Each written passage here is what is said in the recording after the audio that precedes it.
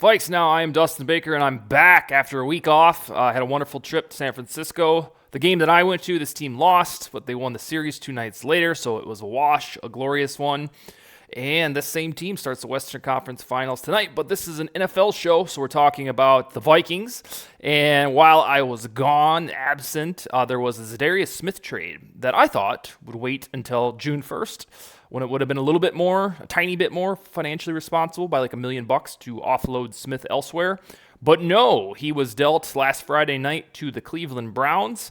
And so we're going to talk about that today. I didn't foresee some of the Vikings masses being upset about this deal, but then it happened and there was some grievances, and I want to address those in the next 10 to 12, 13 minutes, mainly because I didn't understand them. So I want to talk it through with you guys and gals to get it off my chest, and maybe you'll understand a little bit more too. So to get things started, Za'Darius Smith, from the day that he was traded, 64 days before that, he tweeted goodbye to Skull Nation, to Minnesota. He said, "See ya.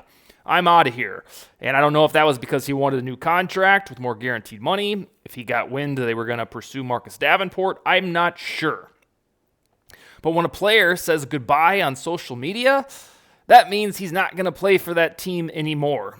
So I thought it was self-evident on that March 9th afternoon, 5 days before free agency, that this guy isn't going to play with the Vikings anymore, and anything that happens hereafter should be expected so that he no longer plays for the Vikings. I guess in theory there could have been a kumbaya, but it would have been a long shot, especially because the guy said to however many millions of people, "I'm out.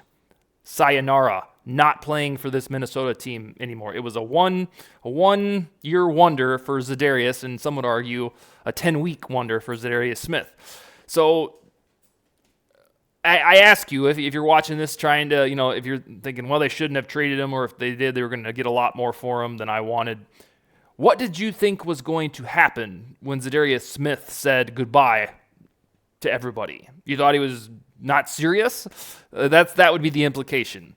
So there was the odyssey of it all, not releasing him in that moment, because the Vikings could have freed up $7-something million in cap space, taking a bigger cap hit for the dead cap, and then I guess let Za'Darius do what he wants and sign with anybody during free agency. The Vikings opted not to do that, probably because A, they knew they could get something for him in a trade, and then B, perhaps they believed they could salvage their relationship. That's what a good executive or manager would do in that situation. If you have one of your top performers who says goodbye, I think you'd at least have a conversation that says, "Hey, what's wrong? Can we fix it?" And I'm guessing behind closed doors for those 64 days, 9 weeks in a day, that's what happened. But yeah, no matter how you dice it, the guy said goodbye, and then they waited a long time to release or trade him. In this case, trade to the Cleveland Browns. I get it. A little weird. It was long. We were all trying to figure out what was going to happen. But it still doesn't change the fact that it was inevitable that he was going to leave once he said goodbye. And then what did they do? About 4 days after Za'Darius tweeted his bye-bye, they signed Marcus Davenport for 1 year and $13 million. Again, I ask you, if you have grievances with anything about the Za'Darius trade, what did you think Marcus Davenport was signing on for? Did you think he was going to come off the bench and be the back of the DJ Wanham role to Za'Darius? Because that would be the implication if you're stunned or bemoaning the Za'Darius Smith trade, is that Davenport was just a depth guy. Because in most you can't split this, because Danielle Hunter is going to get his, assuming he gets his contract extension, and then you have Za'Darius and Marcus Davenport, who would presumably duke it out for the starter's job on the opposite side of the defensive line. So to me, and I think to most of you, when Marcus Davenport, a former first-rounder in the Garrett Bradbury draft, was signed, or wait, was he 2018? I think Marcus Davenport might have been 2018. I'm not sure on the draft year, my bad. But he was a first-rounder. The Saints traded up with the Packers to get him. When he was signed, he was going to start. In my mind, there was no doubt about it. It was like, oh, you have Za'Darius saying goodbye. You have his replacement just signed. Now we wait and see where Za'Darius goes, and ultimately that was to the Browns. Now, the weird part about all of this Za'Darius Smith stuff is right after the trade was announced, I believe it was Ian Rappaport, one of them retweeted something from Mary Kay Cabot, who said the Vikings have agreed to eat some of Za'Darius' salary. And then that was that. There was no indication about how much that was, because as it is, the Vikings would eat about $3.5 million in dead cap while saving $12 million. And if that's what they're going to eat, well, everybody knew that. If it's more, then that gets a little dicey. You have a ground to stand on to say, all right, Kwesi, why are we paying a lot of this guy's salary when he's not working here anymore? Are we really that do-gooder of an organization? So we'll wait and see what those numbers say when they come out. It should be out pretty soon because the Vikings announced the trade themselves today. But yes, if the Vikings turn out to eat most of the salary, that will be weird. I will give you that. But on the trade haul itself, so it was a player who didn't want to work for the Vikings anymore. You had a deep edge rusher draft, so no matter what, if you were going to trade him, general managers, they weren't going to pay a lot for Za'Darius Smith because he'll be 31 by the time the season begins. And every Za'Darius Smith season for the last few years, outside of the one where he missed all of it with the back injury, goes the same way. He starts off like Packers fans laughed at us last year for this. He starts off good, really good, and then in the middle or the end becomes a shell of what the first 10 weeks were. That's exactly what happened with the Vikings. Now, he wasn't horrible in the last part of the season. He still got hurries and pressures, but the sacks vanished. And, for some casual fans, that's what you go to look for, is sacks. And indeed, those vanished. But the Vikings got pick swaps effectively for Smith. They gave up a 6th and a 7th, to which I will usually say, who cares, especially when you can just get undrafted free agents like Andre Carter and Ivan Pace. And then 2 5ths, which is what Jaron Hall was this year. And let's see. That's where Stephon Diggs came from in 2015. So it was if there was no context and Za'Darius Smith didn't tweet goodbye, this would be a very awful trade. But as soon as Za'Darius says, I'm not going to play for the Vikings anymore, you have to offload and get something for him unless you're just going to release him. So 2 5ths in exchange for a 6th and a 7th isn't ideal, but you're dealing with a commodity who isn't going to play for you regardless.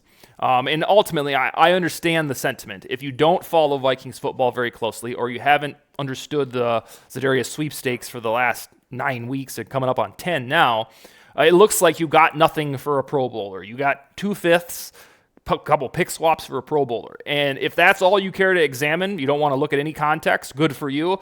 You're living, under a rug. But yeah, it was you traded something for a player who was not going to play for the team anymore, and you ended up getting 2 5ths for a 6th and a 7th, which is kind of a break even. Not ideal, but you deal with what you're facing. What was the other option here?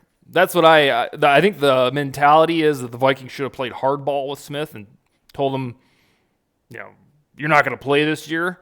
And that's what you criticized Mike Zimmer and Rick Seelman for a very long time, being hard-nosed and mean like that.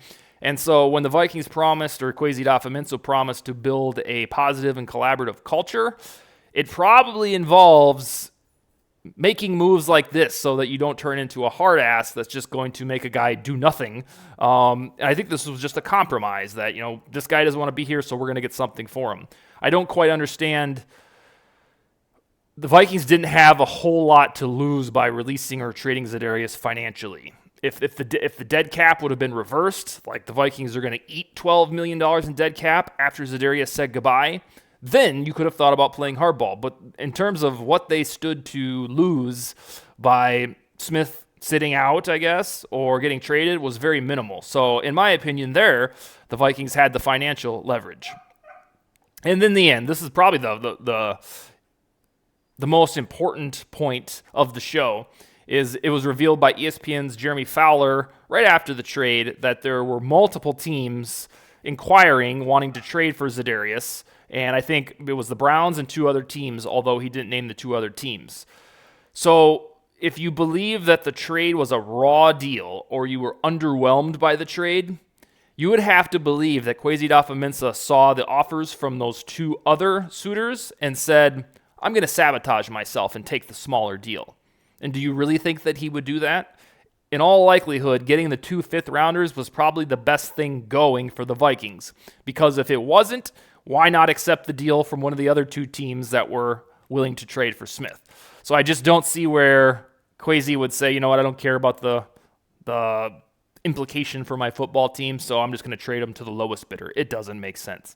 In the end, the Vikings in 2023 are going to have Danielle Hunter, Marcus Davenport on the edges, and then you have the reservist guys like Patrick Jones, DJ Wanham, hopefully Andre Carter makes the team, and there is some depth there. It's just you're going to have to adjust to life without Za'Darius because it really was a one-hit wonder. All right, that's all I got. We'll be back with Josh Fry tomorrow to recap some of the stuff that's happened while we're gone. It's all we got today. Skol, baby.